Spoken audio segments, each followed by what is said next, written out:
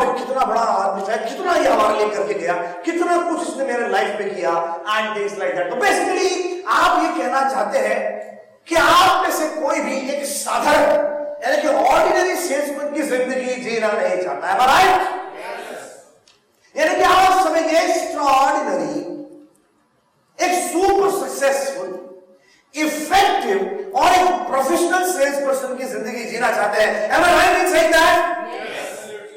कुछ लोग को भरोसा है, हाँ ऐसा समझ। अगर ये है तो पहले मैं ये बता दूं कि ऐसा क्यों है कि हम सब ऑर्डिनरी सेल्समैन बनना नहीं चाहते या ऑर्डिनरी सेल्समैन बनकर रहना नहीं चाहते। बिकॉज ऑर्डिनरी सेल्समैन, साधारण सेल्समैन, और अकेले अपने ही देश के अंदर, इस देश के अंदर करीब 2.5 से 3 करोड़ सेल्स के आइटम लोग घूमते हैं आपके नजरिए से। यानी कि अपने कंपनी में एक नया सेल्समैन आता है, आप जिस दिन सेल्स में आए कुछ भी विशेष नहीं घटा, 2.5 करोड़ प्लस हो गया, प्लस ऐसा कुछ भी नहीं, भूचाल आ गया। इंटरव्यू के दिन कई लोग बोलते हैं सर बस हटो, मेरे को छोड़ दो, मेरे को ना ऐसा आग लग गई चाहिए, आप हटो मैं देखो क्या करता हूं। फिर वो आके काम चालू करता है, उसको बहुत कम दिनों में रियलाइज होता है आग भी कुछ नहीं सका, सब तरफ से सिर्फ धुआं ही धुआं है ना। मार्केट ठोकता है, कस्टमर ठोकता है, कॉम्पिटिटर को ठोकने के लिए तैयारी बैठा है, और ये सबके ऊपर एक पगार देखिए मेरे ऊपर आदमी रखा है जिसका फुल टाइम 24 आवर एक ही काम है, ठोको साले।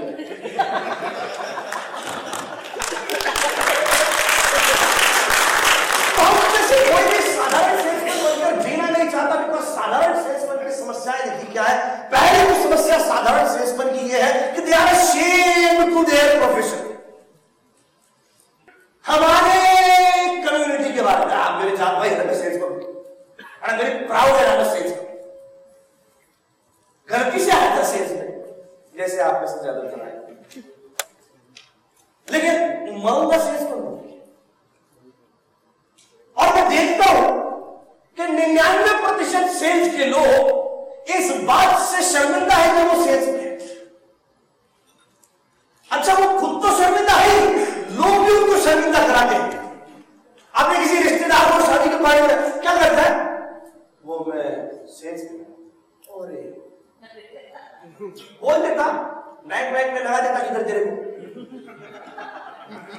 अरे भाई इसको दूर रखे अपने से। तो एक तो साधारण सेल्समैन की समस्या देखिए क्या है साहब, दुनिया में कहीं भी बोर्ड नहीं लगा है, किसी भी सोसाइटी में, किसी भी बिल्डिंग में, किसी भी ऑफिस के बाहर ऐसा बोर्ड नहीं लगा है singers and cricketers not allowed.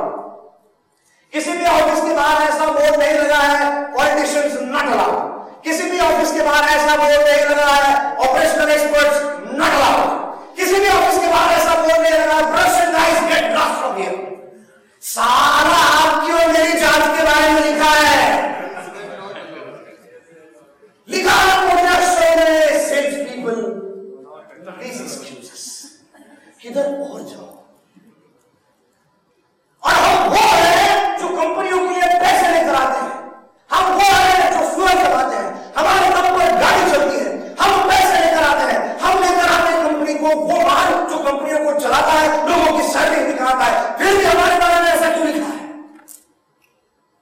क्योंकि हम में से 99% सेल्स पीपल एब्सोल्युटली साधारण है। उनसे मिलकर, उनसे बात करके, उनसे इंटरेक्ट करके किसी भी क्लाइंट को, किसी भी व्यक्ति को, किसी भी कस्टमर को अंदर से अच्छा नहीं लगता। सेल्समैन आया मतलब अंदर से डर लगा रहता है कुछ तो चिपकाएगा। कई लोग तो अपने को देख के टेबल गिरी, इसको बोल मैं नहीं, न जाने फिर क्या भेज के जाएगा। सर नया माल आया एकदम चकाचक चाहिए, ऐसा मक्खन की तरह निकलेगा, कितना उतारू, और उसके मुंह से कुछ निकल, लिख लो ना सेट करके। डंपिंग के एक्सपर्ट्स घबराते लोग, सेल्समैन तो डरावनी जात है, लोग डरते हैं कि अरे बाप रे आज न जाने क्या चिपका जाएगा। ऑर्डिनरी सेल्समैन की बात कर रहा हूं जो कि आपने अभी कहा कि आप नहीं बनना चाहते हैं, राइट?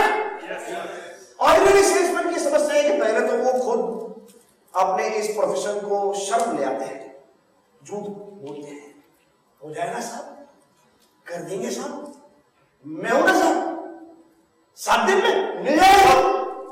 तो प्रश्न मतलब होता है, साले वेयर हाउस में ही नहीं है, कुछ 7 दिन में भेजे किधर से? और वो जो डायलॉग मार के निकलेगा, मैं हूं ना साहब, फोन नहीं उठाते 7 दिन के बाद, फोन मास्टर से साइन कर दो। तो एक तो वो अपने प्रोफेशन को शर्मिंदा कराते हैं, दूसरा वो खुद शर्मिंदा है सेल्स पर है। मैंने साहब आज तक नहीं सुना कि किसी 6 साल के बच्चे ने अपने माँ के पास जाकर, मम्मी मेरे को बड़ा होकर सेल्समैन बनना है, मम्मी कुछ भी करो मेरे को सेल्समैन बनना। आपने सुना होगा स्पाइडरमैन बनना है, सुपरमैन बनना है, हीमैन बनना है, सेल्समैन कभी नहीं है। सेल्समैन तो आदमी बन जाता है। फिर कंपनियां भी अपने जैसी कंपनियां क्या करती है, फिर उसको डेजिग्नेशन पे ऐसे सेक्सी देते हैं, मार्केटिंग एग्जीक्यूटिव। एक पैसे का मार्केटिंग नहीं उसके काम में, बिजनेस डेवलपमेंट एग्जीक्यूटिव, काय का डेवलप कर रहे हैं, ये जा रहे थे जाके चिप करेंगे उसको। तो एक तो हम में से कई शर्मिंदा है, दूसरा हमारे वजह से हमारा प्रोफेशन शर्मिंदा है। ऑर्डिनरी सेल्समैन की समस्या है, ऑर्डिनरी सेल्समैन की समस्या है कि अनरिलायबल है, भरोसा नहीं करते अपने कस्टमर अपने पे। अच्छा, इसके पहले किस किस को दिए अपने टाइल्स, वैसे रेफरेंस में है, मतलब साले मेरी बात पे भरोसा नहीं, मैं साले पहले पिछले आधे घंटे से इधर डांस कर रहा हूं, उसका कोई वैल्यू नहीं, कुछ रेफरेंस में। हाँ, वो ऐसा कुछ डेमो करें, फिर बात करें, भरोसा अनरिलायबल। वो अपन बोलते ना ऐसा कि साहब हम 15 दिन में भेज देंगे, फिर होता ना ईमेल डालना ताकि बाद में तेरा गला पकड़ सकूं, क्योंकि तेरे पे तो भरोसा है नहीं मेरे को। अनरिलायबल। साधारण सेल्समैन की समस्या यह भी है कि साधारण सेल्समैन फॉरगेटेबल है, उसको भुलाया जा सकता है आसानी से, उसको भुलाया जा सकता है। कोई पूछे, एक डिस्ट्रीब्यूटर दूसरे डिस्ट्रीब्यूटर से बात कर रहा है, या एक कस्टमर दूसरे कस्टमर से बात कर रहा है और पूछ रहा है, अरे वो तेरे को आशीष पता, आशीष या राहुल पता है, Rahul, I am just taking names because I am not giving any other names. So और फिर फर्स्ट के सामने वाला बोलता है आशीष, ओरे वो टाइल्स नहीं बेचता था कभी, ओरे अपने एरिया को मैनेज करता था, ओरे मोटी की कंपनी, वो क्या बोलो उसका आता था, हाँ आता था, कोई तो था ऐसा, चेहरा नहीं आता था मेरे को, आता था, लेकिन क्योंकि उसकी आने जाने से ऐसा कुछ नहीं घटा, उसको भुलाया जा सकता है। उसकी टेरिटरी में किसी दूसरे को डाल दो, साल भर बाद डिस्ट्रीब्यूटर भूल गया कि ऐसा कोई आइटम मेरे लाइफ में था, वो की अकाउंट वही कंस्ट्रक्शन कंपनी कोई दूसरा व्यक्ति मैनेज करेगा, वो कंस्ट्रक्शन कंपनी को बोल तू क्या टाइल्स ही देने वाला ना, दे। साधारण सेल्समैन की समस्या है, साधारण सेल्समैन की समस्या यह है कि makes no difference whether they are part of the sales team और नॉट। कई सेल्समैन तो एक्सपर्ट है जंपिंग, इधर मेरे को 2-3 साल हो गया, तो मैं वो उब गया अंदर से, फिर वो जंप करते हैं, जंपर्स, जंपिंग कर करके लाइफ में ना सारा नेगोशिएशन जंपिंग में है। कई सेल्समैन ने तो जंपिंग से ही करियर बनाया है, परफॉर्मेंस से तो ब्रांड वो तो पता ही नहीं कैसे करते। तो ये साधारण सेल्समैन की समस्या है, जो कि खुशी की बात है कि आपने अभी कहा कि आप में से कोई भी ऐसा सेल्समैन नहीं बनना चाहता है, राइट? क्योंकि आप और मैं, हम सब बनना चाहते हैं प्रोफेशनल सेल्स पर्सन। तो एक प्रोफेशनल सेल्स पर्सन कौन है? प्रोफेशनल सेल्स पर्सन कैसा है? Professional sales person of pleasure and honour to know, उससे मिलकर आनंद आता है, उससे मिलकर सम्मान की भावना होती है, आनंद मजा आता है उससे मिलने में, लोग राह देखते हैं उससे मिलने की, मेमोरेबल है, उसको भुलाया नहीं जा सकता। लोग कहते हैं कैसे महीने भर के बाद आए रहा है, तेरे को आता है, एक्साइट होता है, एनर्जी मिलती है, कुछ नया आइडिया मिलता है यार, मेमोरेबल है, उसको भुलाया नहीं जा सकता। रिलायबल है, रिलायबल है, बोले साहब ये वाला आप चॉइस नहीं होगी, ये आपके रिक्वायरमेंट को सूट नहीं करेगा, तू बोलता ना नहीं तो नहीं, रिलायबल, उस पर भरोसा किया जा सकता है। वो तरह से 15 दिन में डिलीवरी नहीं कर सकता, मैं पूरे 30 दिन लूंगा, और 30 की भी 2-4 दिन इधर उधर हो गए तो मेरा गला नहीं पकड़ना, मैं इधर ही हूं, मैं किधर नहीं जा रहा।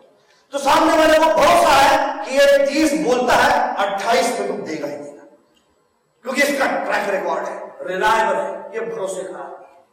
Is a role model for juniors who aspire. लेकिन कोई भी नया व्यक्ति आता है, टिपिकली इंडक्शन के दिन क्या होता है, इंडक्शन के दिन जो आदमी उसको पढ़ा रहा है, इंडक्शन कर रहा है, वो उसको क्या बोलता है, ये देख वो उधर वो टेबल पर बैठा ना, उनके पास नहीं जाने का, क्यों, चाहे 5 साल से उधर ही बैठे, कुछ भी तीर नहीं मारा, तू उसके साथ घूमेगा तू भी वैसे बनेगा, उससे दूर रहेगा।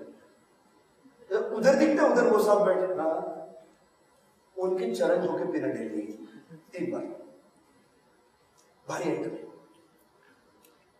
कंसिस्टेंट है, तेरे ऊपर उनकी परछाई पड़ जाए ना, समझ गया बेटा तेरे लड़ लग गई।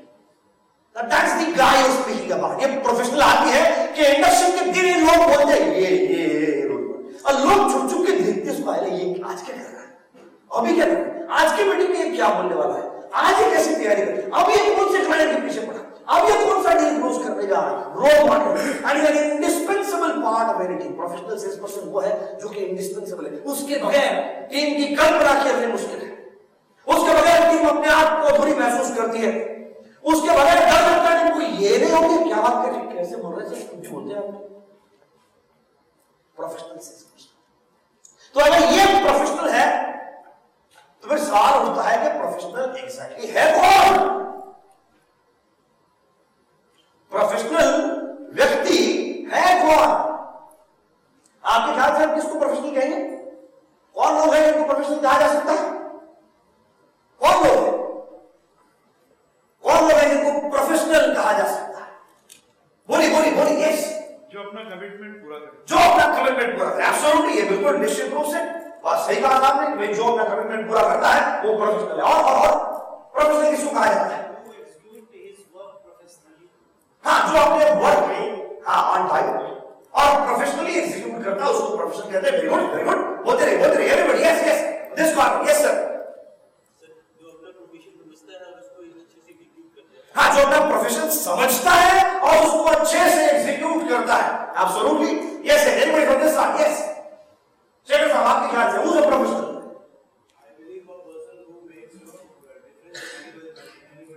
Very good. Someone who makes a difference in anybody's life is a professional, ऐसा शेखर साहब कहते हैं। I completely agree. मैं रिसेंटली एक सुंदर किताब पढ़ रहा था, सुब्रतो बागची की द प्रोफेशनल बोल की, बड़ी सुंदर किताब है, मौका मिले पढ़िएगा। वो कहते हैं कि प्रोफेशनल को कैसे पहचाने, तो कहते हैं कि एक प्रोफेशनल के 3 गुण। एक प्रोफेशनल को प्रोफेशनल कब कहा जाएगा, पहला, a professional is someone who has the ability to work unsupervised. माने रोज उसको उठ के ना फोन नहीं करना पड़ता, चल रहे जा रहे मार्केट में जा रहे, लोगों से मिल रहे, प्रोडक्ट दिखा रहे, लोगों का रिक्वायरमेंट समझ रहे, रिपोर्ट भरना रहे। उसको सुपरविजन की आवश्यकता नहीं है। उसने अगर बोला है कि इतना कर दूंगा तो वो कर देगा, उसके ऊपर किसी सुपरविजन की आवश्यकता नहीं है। बॉस है बिकॉज है, अगर न भी होता तो भी वो उतने ही कमिटमेंट से काम करता, तो ऐसे व्यक्ति को हम प्रोफेशनल कहते हैं। एक प्रोफेशनल का दूसरा गुण, he has the ability to certify the completion of a job or task। माने वो एक मीटिंग करके आए और अपने बॉस से बात करेंगे, साहब कि मैंने सो एंड सो कंस्ट्रक्शन, मैंने हीरा अंगारी में प्रपोजल दे दिया है, या मैंने रहेगा में मैंने प्रपोजल दे दिया है, तो मैंने सर्टिफिकेशन ऑफ कंप्लीशन की उसकी गारंटी है कि अगले 48 घंटे में चेक आ जाएगा, अगले 24 घंटे में परचेस ऑर्डर मिलेगा। Certifying the completion of a job. तीसरा criteria, the ability to behave with integrity at all times. The ability to behave with integrity at all times। माने कि अगर नहीं हो सकता है कोई काम तो कहना कि नहीं साहब इस टाइम पीरियड में तो नहीं हो सकता, आपको 15 दिन में चाहिए वो तो नहीं हो पाए, लेकिन मुझे मौका दीजिए, हम बहुत बढ़िया काम करेंगे। मुझे 30 दिन का पीरियड, आप बोलते इतना क्वांटिटी चाहिए, ये वाला ही पर्टिकुलर, मेरे पास वो वाला पर्टिकुलर स्टॉक नहीं है, ये वाला है, और आपने अभी भी कहा कि ये भी चल सकता है, तो मैं आपसे रिक्वेस्ट करूंगा कि इसको एक बार ट्राई करके देखिए, हमारी कंपनी के साथ एक बार काम करके देखिए, मेरे साथ काम करके देखिए, आपको आनंद आएगा, you will feel that you work with the professional. So the ability to behave with integrity at all times, the ability to behave with integrity at all times का मतलब होता है जितना कर सकते हैं उतने के लिए ही हाँ बोलना, और जो नहीं कर सकते उसके लिए क्लियरली ना बोलना। इंटीग्रिटी का यह भी मतलब है कि अगर कुछ गलत होता हुआ लगता है कि यार कुछ गड़बड़ हो रही, ये ठीक नहीं हो रहा, और हो सकता है कि वो आपके बॉस ही क्यों ना कैसा डिसीजन ले रहे हैं, यार ऐसा अपन कुछ बड़ा से कर लेंगे, I know that boss, I think this will not work, that's integrity. आपको पता था कि ये गड़बड़ होने वाला है, और आपने उस मीटिंग में नहीं कहा, और 6 महीने बाद गड़बड़ हो गई, फिर आप भाई मेरे को पता था, तेरे को पता था, तेरे को पता था ये गड़बड़ होने वाली, और तू बोला नहीं उस मीटिंग में, तू प्रोफेशनल नहीं है, तूने इंटीग्रिटी नहीं दिखाई, तुझे लगा कि ये गड़बड़ है, फिर चाहे वो कितना भी बड़ी अथॉरिटी, तेरा काम था वो माने नहीं माने ये बात की बात, तेरा काम था उसको पॉइंट आउट करना है। मुझे लगता है साहब ये अप्रोच हमको नुकसान भी डाल सकता है। The ability to behave with integrity at all times, 3 शब्द यहां पर बहुत महत्वपूर्ण है। एक, अनसुपरवाइज्ड, मतलब अब रोज ऐसा ना पीछे नहीं पड़ना पड़ता, गाइडेंस नहीं देना पड़ता, मोटिवेट नहीं करना, इंस्पायर नहीं करना पड़ता, तो प्रोफेशनल है। दूसरा, कंप्लीशन, किसी काम को हाथ में लेता है तो कंप्लीट करके निकलता है, प्रोफेशनल है। और तीसरा, इंटीग्रिटी के साथ करता है, झूठ, टोपी, फरेब नहीं करता। बाकी साहब ने अगर ये 3 दिए हैं गुण, तो फिर मेरे मन में सवाल उठता है, जो मैं आपसे अभी शेयर करने जा रहा हूं, कि फिर बनते कैसे हैं प्रोफेशनल? प्रोफेशनल बनते कैसे हैं? अब ये चर्चा करनी क्यों आवश्यक है? देखिए साहब, ये चर्चा करनी इसलिए आवश्यक है कि हम सेल्समैन बन गए, राइट? उसके बाद प्रोफेशनल बनने का डिसीजन लिया। नॉर्मली उल्टा होता है, आपको पहले प्रोफेशनल डॉक्टर बनना पड़ता है, फिर आप किसी के छाती पे स्टेथोस्कोप लगा सकते हैं। माने पहले आपको 5 साल का इंजीनियरिंग कंप्लीट करना पड़ेगा, फिर आप कोई ड्राइंग बना सकते हैं।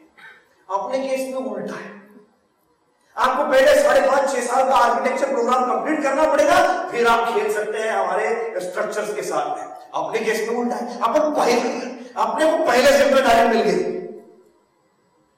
20 करोड़ का टारगेट है तेरा, और मैनेजर देते होगा तो सर खुशी देता, आप भी बहुत खुशी से आज और कल में वही करने वाले हैं, वाह क्या टारगेट दिया, अंदर से तो फटी रहेगी आपकी। अब ये टारगेट नहीं लिया आपने, जिम्मेदारी पहले आ गई, अब प्रोफेशनलिज्म पर काम करें। अपने केस में होता है, भले उल्टा करो, लेकिन करने की आवश्यकता तो है। अगर प्रोफेशनल बनना है तो इन 4 E's पर काम करना होगा। एक प्रोफेशनल बनने के लिए पहले ई पर मैं आता हूं। मुझे यह बताइए कि एक डॉक्टर कैसे बनता है? बोलिए, डॉक्टर बनने के लिए क्या करना पड़ता है? एजुकेशन करना पड़ता है, एब्सोल्युटली एजुकेशन करना पड़ता है, जो कि हमारा पहला ई है। एक डॉक्टर बनने के लिए एजुकेशन करना पड़ता है, मेडिकल कॉलेज में एडमिशन लेनी पड़ती है, राइट? अब वो मेडिकल कॉलेज में कितने साल जाते हैं आप? एमबीबीएस का कोर्स कितने साल का है? 5 से 6 साल है। कुछ स्टेट में 5 साल का, कुछ स्टेट में 6 साल का है, और एन एवरेज 5.5-6 साल का है, राइट? तो वो एजुकेशन होता है। अच्छा, वो 5.5 साल के कोर्स में एडमिशन लेने के लिए, अब यहां पर आप 12वीं का एग्जाम देने के बाद नहीं जा सकते, अभी मैं डॉक्टर बने। आप जब 6 साल के, 7 साल के, 8 साल के, तब आप खुली पड़ती का है, जब 17-18 का होगा ना, तो मेरे को डॉक्टर बनना है। माने आपकी पढ़ाई 5.5 साल की नहीं है, आपकी पढ़ाई 7 या 8 की उम्र से शुरू हो गई।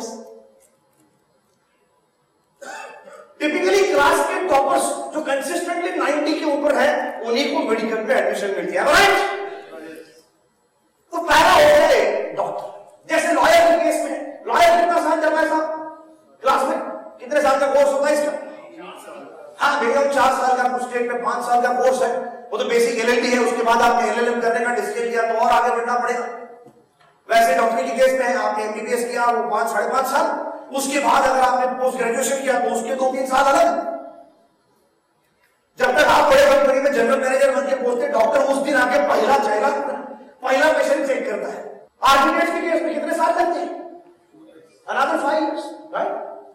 या अगर हम बात करें इंजीनियर्स के केस में, तुम्हारे 5 साल का कोर्स लगता है।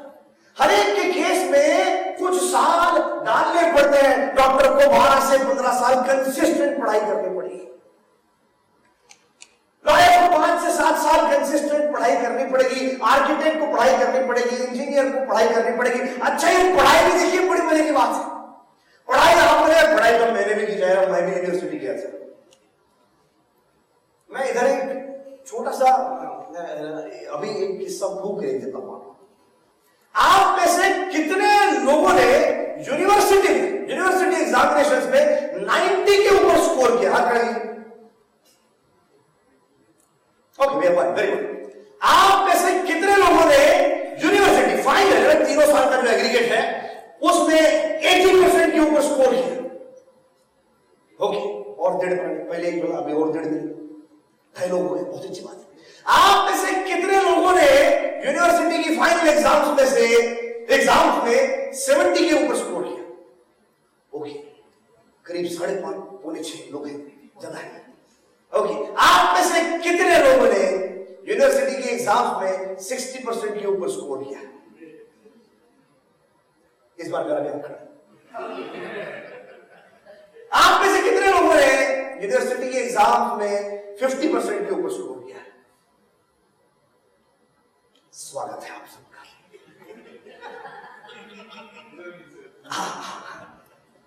ये आपकी मेरी दुनिया है। अपना सबका गेम 50 से 70 के बीच का है।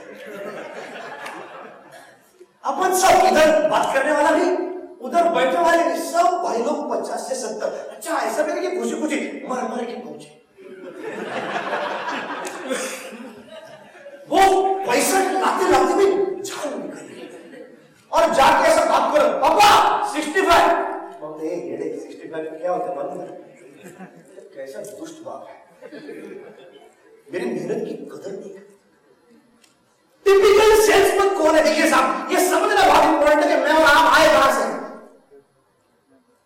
हम ये जमात के लोग हैं जो 50 से 70 जिंदगी भर कमाते रहे हैं। इसीलिए जिस दिन गलती से अपना सेल्स टारगेट पूरा होता है 100%,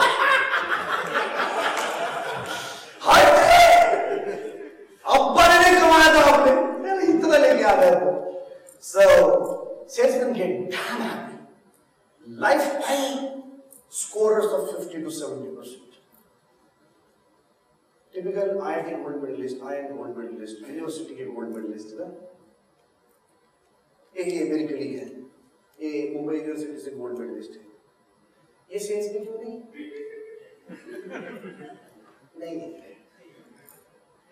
नहीं, ये लोग जाएंगे किधर जाएंगे वर्क भाई? प्रोडक्शन, R&D, डिजाइन, और अपन इधर बच्चे क्या हो। और हमारी स्कूल के जमाने से मैं बताता हूं आपको, टीचर्स मारते थे साले, यूनिवर्सिटी मारते थे, और अब सेकंड बॉसेस, और बॉस से छूटो तो उधर कस्टमर मारते। अब इसमें अब मजे की बात है कि ऐसा क्यों हो रहा है आपके साथ में? बिकॉज हम ये हमारा कम्युनिटी ऐसा है, हम ये 50 से 70 वाले होते हैं, हम गोल्ड मेडलिस्ट नहीं है, हमको वो सारा टेक्निक ही नहीं पता है। हर साल की शुरुआत में हमने अपने बाप से कहा, पापा 95 लाऊंगा। पापा भी बहुत चालू था अपना, उसने भी हर साल कहा, वाह बेटा वाह, तुम 95 लेकर तेरे को साइकिल लेके देता हूं। उसको मालूम था ये कभी नहीं है, कभी नहीं ला सकता। उन्होंने आगे हमारे पूरे खानदान में किसी ने लाया, तुम क्या लाएगा? उसको पता था ये आइटम जो है ये 50 to 70 वाला। ऐसा क्यों? बिकॉज हमारा जो ना, हमारा अपब्रिंगिंग टिपिकली ऐसा रहा है। हम सबको ना ऐसा 4 घंटे पढ़ा, जब 4 घंटे पढ़ते थे ना तो 4 घंटा पढ़ा मैं कल मालूम। अबे तू 4 घंटा पढ़ेगा ना, वो भी एग्जाम के टाइम ऐसा ये भी है ना, एग्जाम के टाइम तू 4 घंटा पढ़ेगा ना तो तू 60% के आसपास ही रहेगा, थोड़ा 10% उधर नहीं तो 10% इधर। तेरा थोड़ा ब्राइट है तो तू 60 से 70 के बीच में खेलेगा, थोड़ा कम ब्राइट है तो 50 से 60 के बीच में खेलेगा। बेसिकली तेरा रेंज इतना ही है। और सेल्समैन पता करेगा टॉपर्स प्रोडक्शन का हेड कौन बनता है, टिपिकली कंपनीज में जाइए, R&D का हेड, उसका करियर ट्रैक रिकॉर्ड आप देखिए। उसने भी लाइफ में पार्टियां दी है, लेकिन उसने पार्टी कब दी थी, जब वो यूनिवर्सिटी 98% कमाए थे उसने पार्टी दी थी। अपने केस में कैसा होता है, अपना सेल्स पर रिजल्ट लेके दौड़ते हैं, 35 ये पार्टी चल बुरा है। उसको जो छोटे छोटे अचीवमेंट में बहुत खुशी है, बिकॉज उसने डाला ही उतना है। 4 घंटा डाल के उतने यूनिवर्सिटी उपकार के बाहर निकलता पहले कुछ भी पूछते चले, सिलेबस में भी नहीं था। आज भी वही बोलता कस्टमर है क्या, कुछ भी पूछते थे, आज भी उसको वही अपने सिलेबस के बारे में पूछे सर।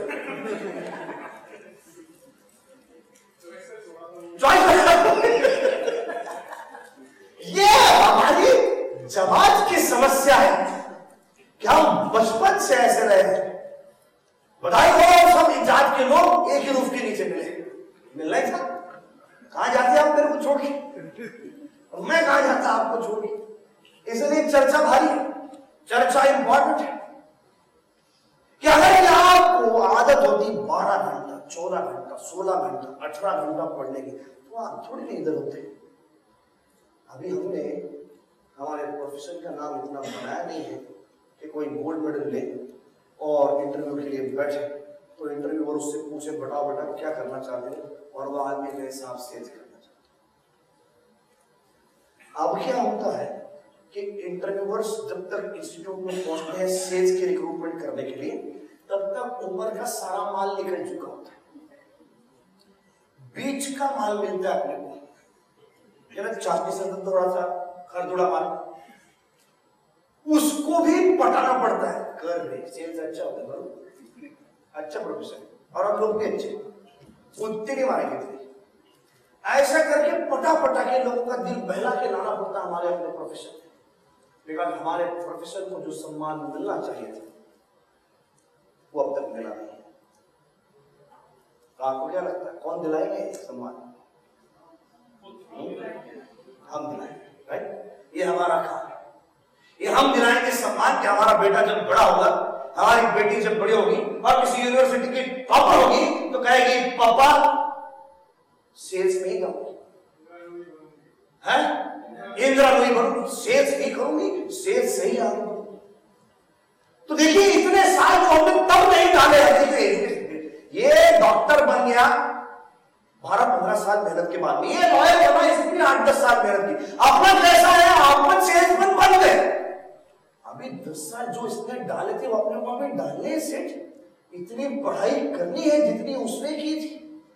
तब तो हम कहेंगे कि मैं डॉक्टर हूं कंस्ट्रक्शन का, मैं डॉक्टर हूं टाइल्स का, मैं डॉक्टर हूं सिरेमिक इंडस्ट्री का।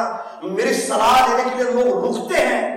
कस्टमर राह देखता है कि लिफ्ट वाली आएंगे उनसे बात करेंगे, कस्टमर राह देंगे धर्म में आएंगे फिर बात करेंगे, कस्टमर राह देंगे नीरज जी बोलेंगे इन्होंने क्या कहा इधर। तो ये लेवल पहुंचने के लिए और पढ़ाई करनी पड़ेगी। 10 साल की पढ़ाई जो डॉक्टर ने डाली थी वो आपको और मेरे को डालनी पड़ेगी।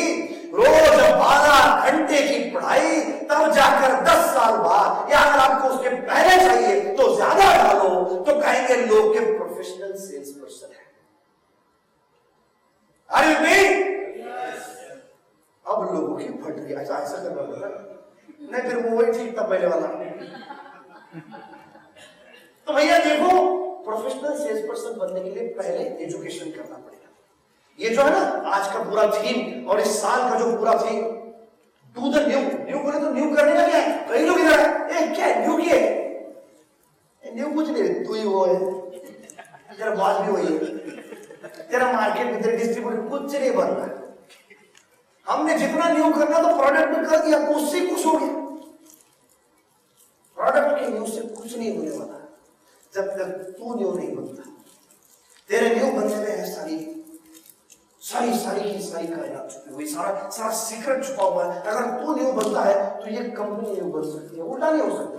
मैंने पहले कंपनी न्यू बनेगी, प्रोडक्ट्स न्यू बनेंगे, मेरा बॉस न्यू बनना चाहिए पहले, फिर मैं सोचेगा, कभी कभी न्यू बनेगा, ऐसा नहीं चलेगा। तो देखिए, पहला ई था एजुकेशन का, दूसरा ई एग्जामिनेशन का। डॉक्टर की एग्जामिनेशन होती है सब, लॉयर की एग्जामिनेशन होती है, आर्किटेक्ट की एग्जामिनेशन होती है, सबकी एग्जामिनेशन होती है, उस एग्जामिनेशन के रिजल्ट्स आते हैं। अच्छा, बार बार लगातार एग्जामिनेशन होती है।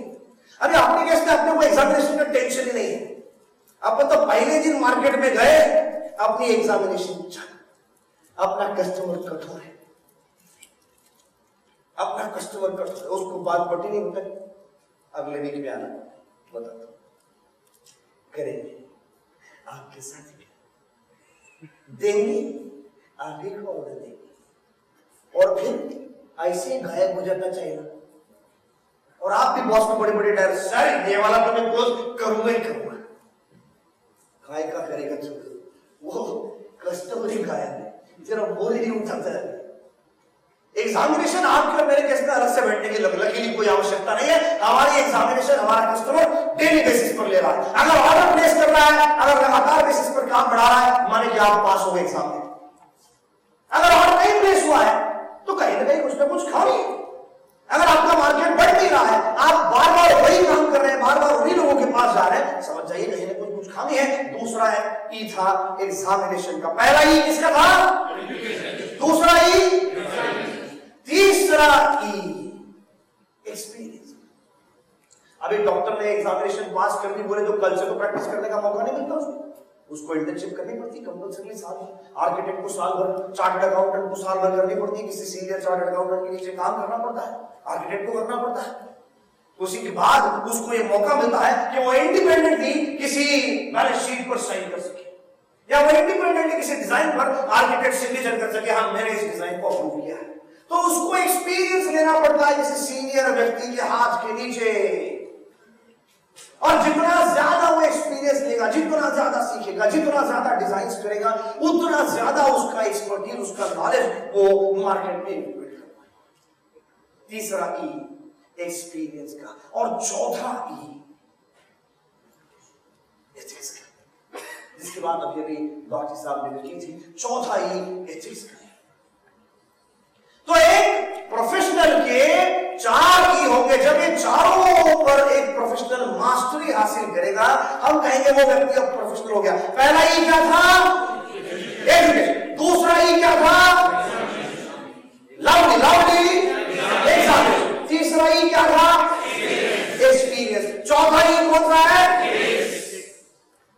अब एजुकेशन तो किया नहीं, और एजुकेशन किए बगैर एग्जामिनेशन देने को खड़ा हो गया। अपना एजुकेशन फिर कैसा होता है? आप आए, आपने ज्वाइन किया, ब्रोशर पकड़ा दिया हाथ में, और 2-3 दिन आपने स्टडी किया, आपको लगा हो गया मैं एजुकेटेड, और आप उतर गए। कस्टमर क्या है, कस्टमर की जरूरत क्या है, उसकी रिक्वायरमेंट्स क्या है, सेल्स की प्रोसेस क्या है, सेल्स का साइंस क्या कहता है, सेल्स का विज्ञान कहता क्या है, मैंने कहां से अटैक करना है, कैसे प्लान करना है, कैसे टेरिटरी को मैप करना है, कैसे कम से कम समय में ज्यादा से ज्यादा लोगों तक पहुंचना है, कैसे कम से कम टाइम डाल करके ज्यादा से ज्यादा डील्स क्लोज करनी है, कैसे कम से कम विजिट में, जहां मेरे को 8, 10, 12 विजिट लग रहे हैं, मैं 2 या 3 विजिट में कैसे क्लोज कर सकता हूं इस डील को। जब ये एजुकेशन में लगातार बेसिस पर लेता हूं, तो मैंने प्रोफेशनल बनने की तैयारी शुरू कर दी है। आज हम इस बात को आगे बढ़ाएंगे, इस तैयारी को, इस एजुकेशन पर आज हम पूरा फोकस करने वाले हैं कि एक प्रोफेशनल सेल्स पर्सन बनना है सर, तो फिर कहां पर और कैसे कैसे एजुकेशन की आवश्यकता है। तो हमने 4 ईज की बात की। एक प्रोफेशनल तैयार होता है जब वो इन चारों ई पर काम करता है। हमने कहा कि अगर इस प्रोफेशनल के पास में है ना एजुकेशन है, अगर उसके पास में उसने एग्जामिनेशंस दी है, अगर उसने एक्सपीरियंस कमाया है, और अगर उसके पास एथिक्स है, तो ऐसे व्यक्ति को हम प्रोफेशनल व्यक्ति कहेंगे। ऐसे व्यक्ति को प्रोफेशनल से जो लगातार अपने आप को डेवलप कर रहा है, पढ़ाई कर रहा है, एग्जाम्स दे रहा है। एग्जाम देना माने जहां जाकर फील्ड पे मिल रहा है, एग्जाम से भाग नहीं रहा है। बोलता है मेरे को ना ऐसा छोटे बिल्डर लोग से मिलने को अच्छा लगता है। हाँ, तो तू वही एक ही एक एग्जाम, चौथी की एग्जाम कितने साल देगा? 5वीं में जाना पड़ेगा कि नहीं? मेरे को सर आर्किटेक्ट से मिलने को डर लगता है। अबे कभी आएगा तू, प्राइमरी से सेकेंडरी में आजा आजा, दुनिया निकल रही है आगे, डर लगता है तो सीखना पड़ेगा, ये एग्जाम्स भी देनी पड़ेंगी। आप तैयार हैं? बहुत बढ़िया। तो ये 4 ई है जिससे कि आप और मैं एक प्रोफेशनल बनने के सफर में निकल पड़ते हैं। सवाल ये है कि क्या आप प्रोफेशनल हैं? क्या आप प्रोफेशनल हैं? क्या आप प्रोफेशनल हैं? क्या आप प्रोफेशनल हैं? हाँ, क्योंकि आप प्रोफेशनल है तो मैं बैग पैक करता हूं, जाता हूं घर पे, फिर मेरा इधर क्या काम? हम नहीं हैं। और हमारी किसी एक या दो व्यक्ति की वजह, व्यक्तियों की बात नहीं हो रही, हमारी कम्युनिटी की समस्या है। हम बीकॉम करके, बीए करके, एमबीए करके आए हैं जिसमें एक पैसे का सेल्स नहीं सिखाया था, संबंध ही नहीं था कोई, और काम हम सेल्स का कर रहे हैं। एजुकेशन सेल्स से कुछ भी नहीं था और काम सेल्स का कर रहे हैं, दिन रात कर रहे हैं। कस्टमर के माइंड में क्या क्या चलता है इसकी कोई टेक्स्ट बुक पढ़ी नहीं, लेकिन एग्जाम रोज दे रहे हैं। कस्टमर क्या क्या सवाल पूछ सकता है इस पर कोई स्टडी हुआ नहीं, और लेकिन एग्जामिनेशन रोज देना पड़ रहा है बिकॉज वो नए नए सवाल उठाए जा रहा है, वो भी सिलेबस से बाहर। और मजे की बात देखिए कि अगर हम प्रोफेशनल आज नहीं है तो कोई हर्जा नहीं है, क्योंकि ये दूसरा सवाल ज्यादा मेरे ख्याल से लागू है। कोई हर्जा नहीं। तो ये बताइए कि can all of us become professionals? Yes, इससे मैं सहमत हूं कि हाँ, हम सब के सब प्रोफेशनल बन सकते हैं अगर हम इन 4 ई को फॉलो करें। And if we dedicate ourselves religiously to the cause of becoming a professional, we can and we will become a professional.